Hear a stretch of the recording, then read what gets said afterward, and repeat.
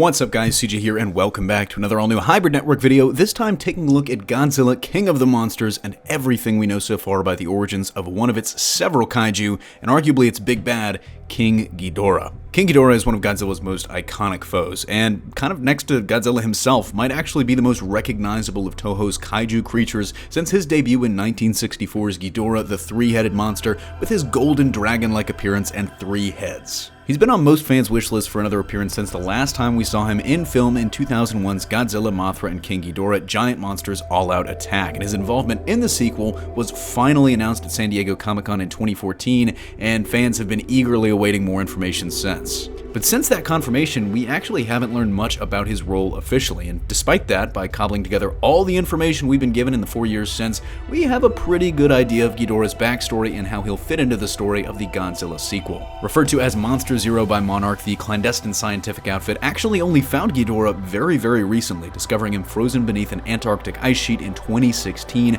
according to Dr. Vivian Graham and her field notes released as part of a promotional timeline in the lead up to Kong Skull Island's release. Graham, who's going to be played by The Shape of Water's Sally Hawkins in the upcoming film, led Monarch's team in creating a containment zone in Antarctica to study the creature, and while the beast more than likely hasn't woken up yet, something about it prompted Graham to note in her field notes that the devil has 3 heads. It's very possible that Graham was referencing the cave paintings we saw in Kong Skull Island that Monarch discovered at some point before the events of that film, which showed 4 monstrous figures: Godzilla, Mothra, Rodan, and the devil itself, King Ghidorah, who specifically was surrounded by skulls. It's also very possible that our first look at Millie Bobby Brown and Vera Farmiga in the film, which was released earlier this week and kind of sees them bundled up in an icy location, is them actually at Monarch's Antarctic containment facility. Those cave paintings seem to show Godzilla and Ghidorah facing off in a battle, suggesting that the two kaiju definitely have, faced off before, and cave paintings can obviously vary in age, and so we don't know, when these were supposed to have been discovered, but we're probably looking at that fight taking place, at least more than 10,000 years ago. No matter how long ago it happened, one thing is for sure.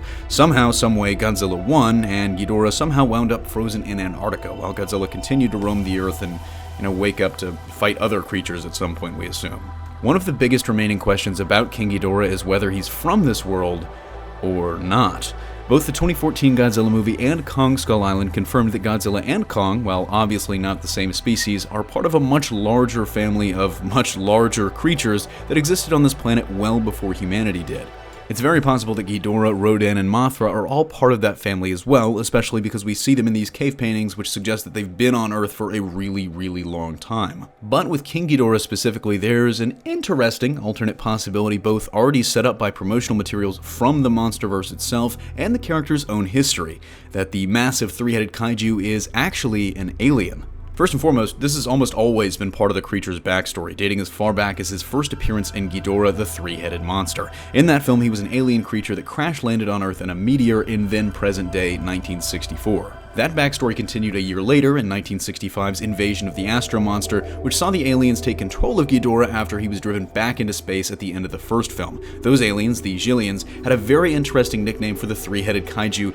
because they called him Monster Zero, which is the same name given to him by Monarch, and a pretty cool Easter egg. Why exactly he's called Monster Zero in this case by Monarch is unknown, as we know they actually only discovered him really recently compared to the other kaiju, and this is just my theory, but it's possible that based on carbon dating, they figured out he is the oldest one among them, so maybe he potentially was the one that seeded Earth with this race of giant creatures. Let me know what you think about King Ghidorah and what you hope to see from the iconic kaiju when Godzilla, King of the Monsters hits theaters May 31st, 2019. That's going to do it for me here though. Thanks for watching. Don't forget to smash that like if you like what you saw, subscribe for more great content every single day, and consider turning on your notifications to be alerted every time we upload a new video. Signing off, this is CJ, and I'll see you next time.